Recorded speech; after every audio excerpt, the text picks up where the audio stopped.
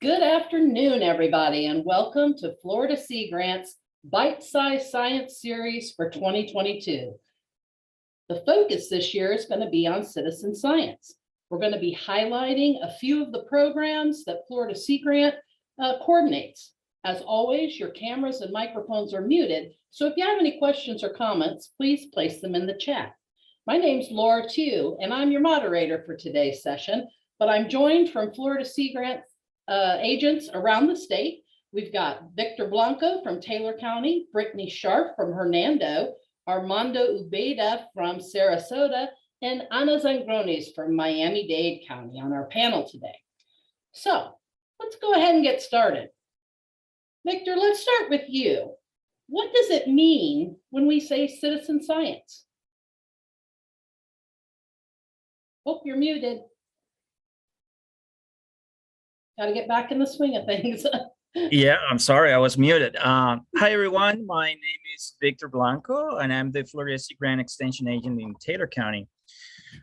We all care about nature, and to understand nature, scientists research many different aspects of it. So citizen science, which is also known as community science, crowdsourced science, civic science, or volunteer monitoring, is a scientific research conducted in whole or in part by amateur or non-professional scientists.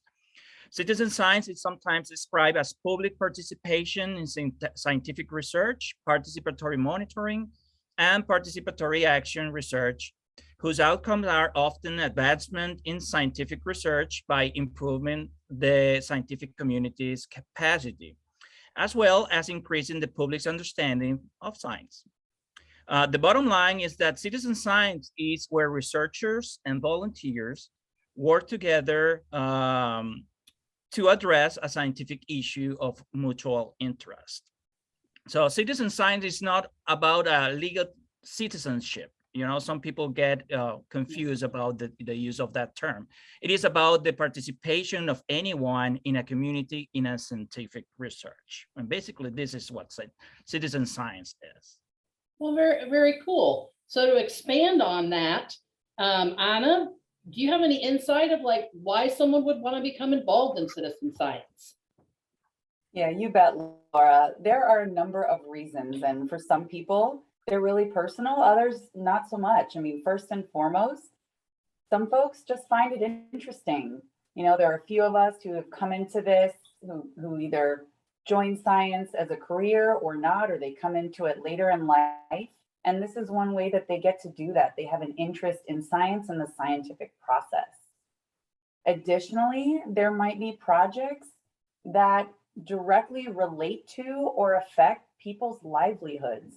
For example, we work with members of the fishing community and diving community on different projects because they are directly related to how these folks earn their living or how they work.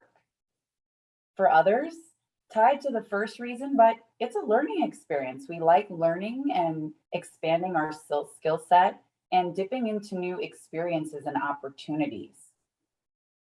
Another reason is that sometimes it's a call to action, because for agencies and academic institutions that do a lot of this work traditionally, they're often limited by the amount of money that they have or the manpower or other resources to do this work. And for some projects, they can be quite large in geographic scale or spatial scale, and also the temporal scale or how much time is required. So a lot of these projects would not even be possible if it were not for the community's participation. And lastly, it's fun. Some folks have joined this. I worked with one guy in a water monitoring program. He decided to do it just because it gave him a solid 1 day a month that he was guaranteed that he got to go out and fish on his boat after he finished his work for the project. So that was his motivation, but as it went on, he also learned how to enjoy the process and the value that he was bringing to that project. Well, that fun part certainly resonates with me, but those are all great reasons to get involved. And those are good outcomes for the people who get involved. But we also have some different conservation related outcomes from all of these citizen science projects. There was a symposium in 2014 that resulted in a paper that kind of basically determined there were 6 possible outcomes for these community science projects. You could have a change in policy, you have an education factor, there's capacity building, site management, species management, and research. So let's take a little deeper dive into each one of these outcomes and see how some of our programs have achieved some of these. Brittany, you've seen some policy outcomes in one of your programs. Could you tell us more about that? Yes. So in Hernando County, well, I guess in general, most people are probably familiar with the Adopt a Road program, where folks are able to pick a section of a roadway and they keep it clean and maintain that roadway to prevent any litter or pollution from entering the environment around it.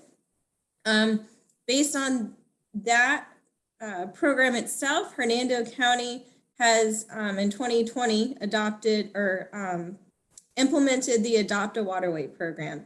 And this stemmed from a lot of the folks volunteering in the annual coastal cleanup that was then sponsored by UF-IFAS and Florida Sea Grant in that area. And they would go out and collect data as they would clean the coastal areas and waterways. And as people learned what they were pulling out of these waterways, it really enticed them to form additional groups. And instead of just doing it one time a year, they were doing it on their weekends and getting together as clubs and doing it on a monthly basis.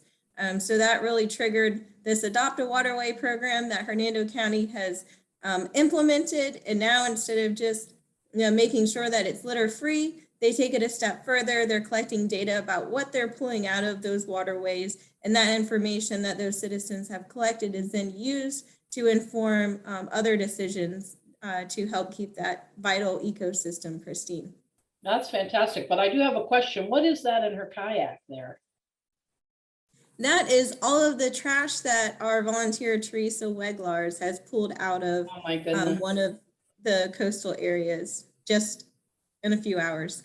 Well, great example of a project that would work in any coastal area around the state and beyond. So Victor, you've seen some education outcomes in your programs in Taylor County. How has that worked? Well, yeah, as you mentioned before, citizen science programs have different outcomes and or expected results, and most programs will include different outcomes simultaneously. Education is one of them. As we design and implement citizen science program, usually the first phase will include some sort of educational experience or training, where participants are exposed to more detailed information about the program topic that we are working on. This educational experience promotes awareness and knowledge gain that increase participants' critical thinking and most of the time motivates them to become stewards. Although progress has been made to support learning in citizen science projects, as well as to facilitate citizen science in formal and informal learning environments, some challenges still arise. Some of these challenges include competing scientific goals on learning outcomes, different in perception of definitions used for different programs, or diverting communication and strategies. Although such challenges can become barriers to the successful integration of citizen science into mainstreaming education systems, they also serve as a sign for possible synergies and opportunities. One of the key emerging recommendations is to align educational learning outcomes with citizen science project goals. At the planning stage of the project, using co-creation approach to ensure issues of accessibility and inclusivity are considered throughout the design and implementation of every project. As an example, as we see here, an educational outcome is the participation in derelict crab trap removal program. Every year, different interest groups and agencies like the Florida Department of Environmental Protection, the UF Nature Coast Biological Station, and the local sheriff office department They coordinate group of volunteers to remove as many derelict crab traps as possible in the Big Bend Seagrass Aquatic Preserve in the Gulf of Mexico. Participants learn about aspects like the ghost fishing, gear, bycatch, their impacts in marine resources, navigational safety, and seagrass beds. Yeah. Also, they have an opportunity to learn about the biodiversity of fish, mollusks, and crabs that remain trapped into these derelict traps, and then they can become stewards of the ocean. Armando, would you like to comment on marine debris? Sure. And like Victor said, most of our citizen science, well, actually all of citizen science have an education component to it. But there some volunteer programs don't have that component. So we brought that into it. For example, the marine debris program that we have here in Sarasota County, we have a bunch of volunteers that clean up beaches and parks every single year, but they will come and go without any education component. So now we're actually giving a whole, we create a program to educate them about solutions as well. So not only they continue to volunteer and help, the local economy is supporting all the labor, but also they're learning, so they have to stop. They will minimize doing this hopefully in the future by learning about how to minimize the impact of marine debris and how to, address this issue. So this is another example of how education and volunteering goes together. Exactly. It's just weaving that education component into all of these citizen science programs. Site management was another one of those outcomes that we mentioned, Armando, and you've been working on some site management projects. Can you tell us a little bit more? Yeah, just to explain a little bit. So site management is when volunteers basically take ownership of a site, and normally it's a long term. So that's why I manage the site.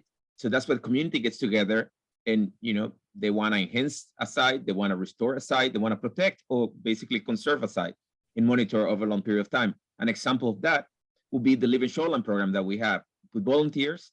Basically, community members get together, they identify a site that they want to restore. For example, they want to bring native vegetation back into the site. So they go through the whole process of planning, implementing the Living Shoreline, which is erosion control. So basically, they use native plants and all the natural elements to control erosion and to bring life back into the shoreline. So that's the picture you see there. All these community members got together, they collected funds, they got the technical advice they needed to move forward. They recruited all the volunteers for specific activities. So you can be involved, in a long-term process, but you can also participate when the opportunity arises. So in this case, in the other pictures, people removing invasive species. So you need to do that before you put in native plants. So again, as another example, how a volunteer program allows citizens that care for the environment and care for the community to adopt a site and to manage a particular site for success.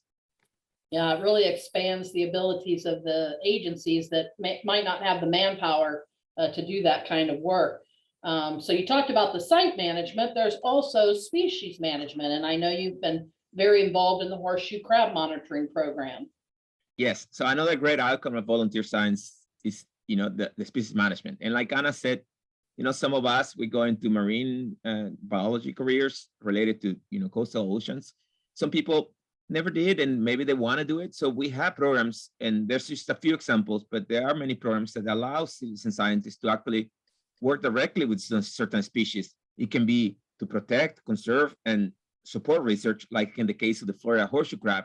With actually citizen science, they learn monitoring protocols to the point they're actually handling live animals, tagging the horseshoe crab, so we can learn more about the movement, distribution, residence time. So information, they help in collect information that's extremely valuable to conserve the species in the short and long term. So without these volunteers, this wouldn't be able to happen, and all these agencies would be able to take care of and get all this data that they need. So it's extremely important. Again, you are able to work directly with the species. Another example is the Lion King, Lion King. Spending too much time with my kids. Lionfish, which is an invasive species. In this case, citizen science help removal of this harmful species, at least in our area, which is not native of Florida.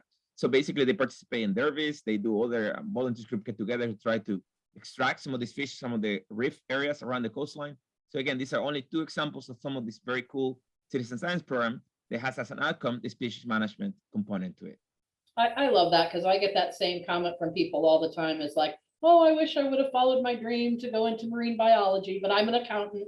So it's all good. Like you said, this gives citizen science gives people an opportunity to participate.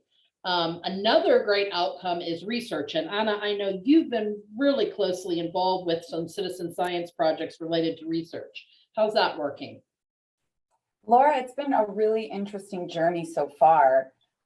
What the photos that everybody's seeing on the screen right now are some of the volunteers that have taken part in the stony coral tissue loss disease observer training, and who, when they can, go out and dive and look for this particular coral disease.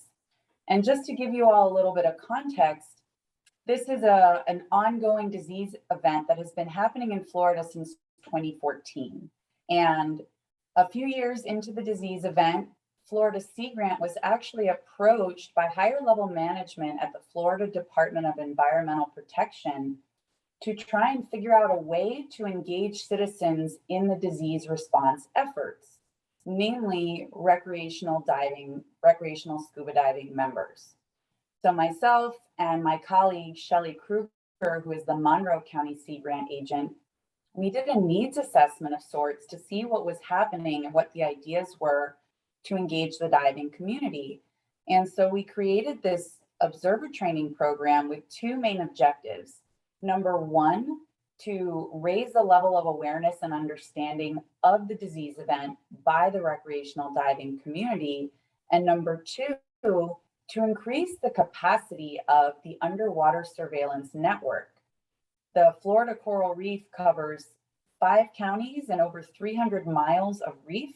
So it was really important to try and get recreational divers to survey while they were on their regularly planned dives. And so we've been really pleased to say that this particular program has met those original objectives. And one more thing that I wanted to add, in addition to the great paper that Laura mentioned in the beginning, we have a study that was co-authored by one of our Sea Grant agents. It was a Harris et al. 2015 paper about Florida horseshoe crab watch, in which they analyzed the data that was collected by the horseshoe crab watch volunteers and found it to be statistically similar to that collected by professional scientists. And this is really, really important, especially when the data that's collected by citizen scientists can and should be used to inform natural resource and other decision making. So it's really important, and this research component is just one of the other super cool outcomes of citizen science activities. Yeah, that just shows you how critical these volunteers are for, stretching the capacity of some of these agencies and in many of these programs. In fact, our final outcome that we're going to be talking about is capacity building. And Victor, I know over in Taylor County, you've done some of this, and how does that work? Well, yeah, capacity building is also referred as capacity development, and is the improvement of an individual or an organization to facilitate the way they produce, perform, or deploy their knowledge. So citizen science programs may create capacities at the individual or at the collective levels. Capacity building is considered as a key issue for a wide range of areas like climate change, sustainable energy, sustainable management, ocean sustainability, and decision-making and policy. So in this example here in this slide, for example, the artificial reef monitoring is a program that trains volunteer divers in fish identification, fish counts methods, and artificial reef structure assessment. By monitoring artificial reef, they understand how these areas are used by anglers targeting game fish species. Most of the divers are also avid anglers, and the information is shared with fishing clubs, marinas, and other stakeholders interested in recreational fisheries. Using these capacities, participant advocates for the adoption of best fishing practices and the expansion of marine habitat restoration efforts. On the other hand, another example is the Marine Mammal Stranding Response Group. where participants involved in this program, most of which are recurrent voters, learn about aquatic animals identification and the best practices to report and support stranding responses. The capacities provided through the program have promoted campaigns to be safer boater in areas where manatees or sea turtles are usually spotted, as well as to install signage at different marinas and boat ramps to inform and educate people on who to contact in case of marine mammals stranding events in our area. That's interesting. And, you know, just time after time for each one of these outcomes, the thing that keeps jumping out at me is how much crossover there is between multiple outcomes for each project. And I don't think you can stress that enough, that makes these projects so critical for all of these great outcomes. We've mentioned volunteers time and time again, how critical they are, and they expand agency reach. So let's meet some of our volunteers and find out just why they do it. Victor, I think this is some of your crew. Yeah, so Kyle Skipper, depicted here, is a charter captain with Marker One Fishing Charter. When I asked him about why he got involved in the derelict crab trap cleanup program, he said, "Honestly, I try to be involved because it annoys me to no end to see how many people are disrespectful to our beautiful resources in our area. And truly, I enjoy doing my part to help. And secretly, I am a strong believer in karma, and I think it helps me have good luck as a sportsman." I'm sure that's true. This particular couple are some of my volunteers that participate in the Lionfish Removal and Awareness Day Festival that we have up in Destin every year. And like your volunteer, Austin is an avid fisherman and outdoorsman. It's a big part of his life. And he was really excited to be able to get involved with a program where he could basically help support the environment. He told me that he learned through volunteering just how extensive the invasion of the lionfish has become and the terrible havoc they wreak on the ecology. So he definitely got a lot of education by participating in this event. And he's come back 3 years in a row. So I think that's a good sign. Here's another one of your volunteers, Victor. Yeah, Eddie Cuyato has been an avid volunteer in different Taylor County Citizen Science program, one of which he showed more interest was the Marine Mammals Stranding Network or Response Team. In collaboration with the guidance of the UF Marine Animal Rescue and FDUC, the local team participants in the report responds to rescue of live, injured, or dead marine mammals and turtles. When I asked Eddie about why he got involved, he said, "I got involved because inquisitive minds wants to know. I like the opportunity to learn more about our natural surroundings, and I got to hug a pilot whale." So that's pretty cool, right? Yeah, I haven't gotten to do that. Maybe I need to join your program as well. Hey, Brittany, tell us a little bit more about Alice. Sure. Alice Mary Harden is a volunteer in many of the Hernando programs, but one I would like to highlight is the Florida Horseshoe Crab Watch. And when I asked her why she volunteers for citizen science and what does she enjoy, her quote is, "Personally, I like the fact that I am learning and understanding how my part helps with conservation efforts.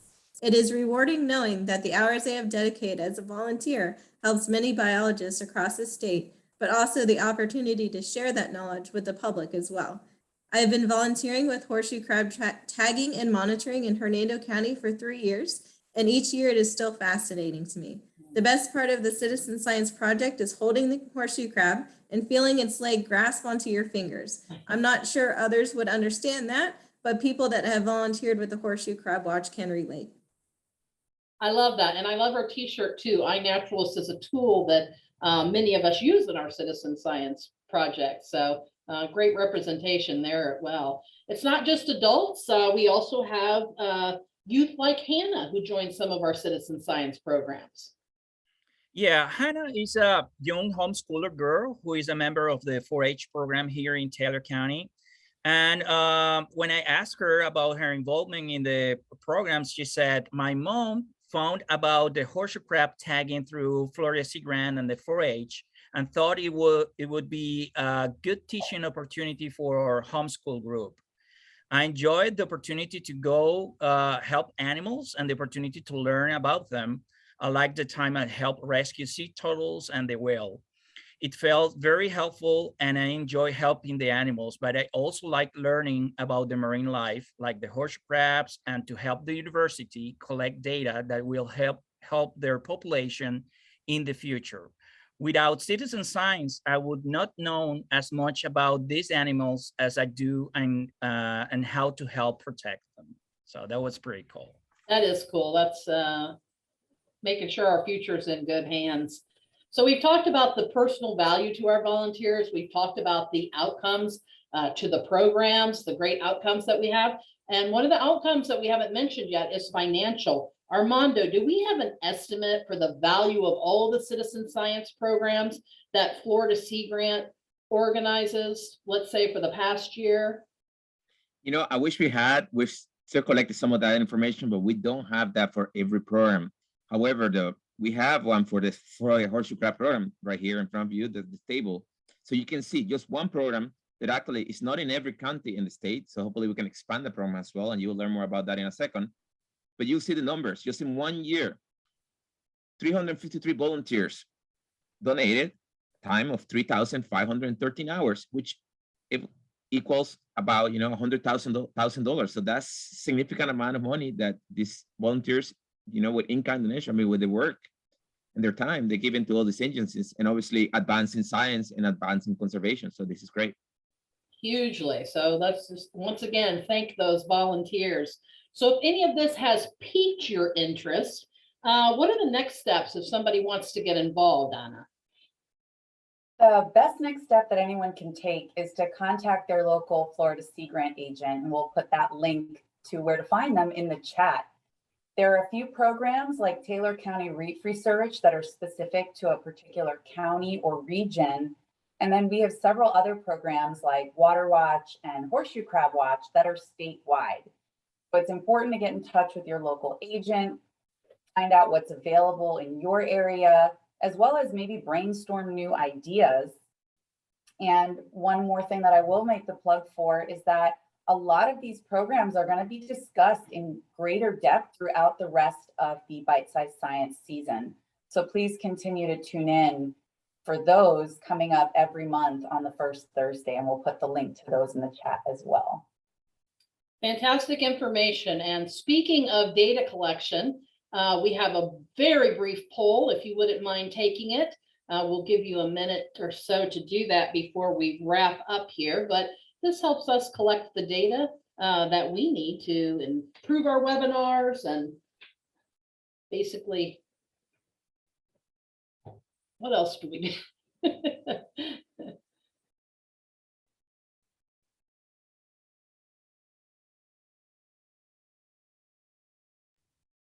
Yeah, well, program evaluation is one of the most important parts of programming. So your input is really helpful because it brings some feedback so we can make those improvements that Laura was talking about. Yeah, it actually kind of led to this series right here because we heard a lot of people wanting to know more about citizen science. Somebody, I'm looking at a question there. Are we waiting for that or should we address these questions? I think go ahead. Let's take a question while they're filling up the poll. So this is a very cool question. The question was about how the volunteers basically are reporting the data back into the, you know, the scientists' programs, and it varies by program. But so some programs, for example, the Water Watch program, the creators of the program, some of our colleagues, they created a spreadsheet, so a data sheet. So the volunteers not only learn how to utilize this equipment, but also have to fill up those data forms. So they actually submit the data themselves to the Florida Sea Grant agent. In some other cases, again, there's data collection, there's tools that we apply, there's apps. So there's many different ways, and maybe some of my colleagues want to expand, but I think that generally it's very variation, but it's pretty cool. I know at the Lionfish Removal and Awareness Day, we have the the data that's collected there goes straight to FWC for their species management initiatives. And so it's very important. So thank you all for joining us today. Make sure you do register for the upcoming seminars. They're putting a link to those in the chat. We will be taking a more in-depth look at some of the various Florida Sea Grant citizen science programs that we have around the country. Were there any, or around the state? Were there any more questions in the chat we needed to look at? Yeah, Daniela wants to know, she's curious about what some of our methods of outreach are.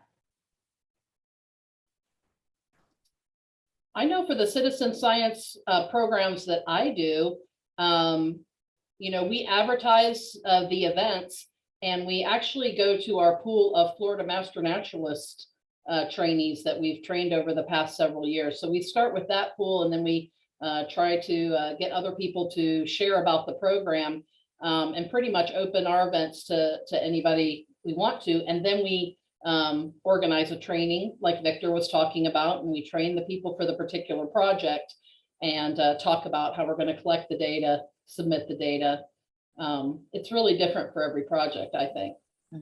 Yeah, and sometimes, you know, some of the volunteers tell other volunteers. So basically, they actually recruiting volunteers because they know how cool it is for them, and they want to bring some of their friends.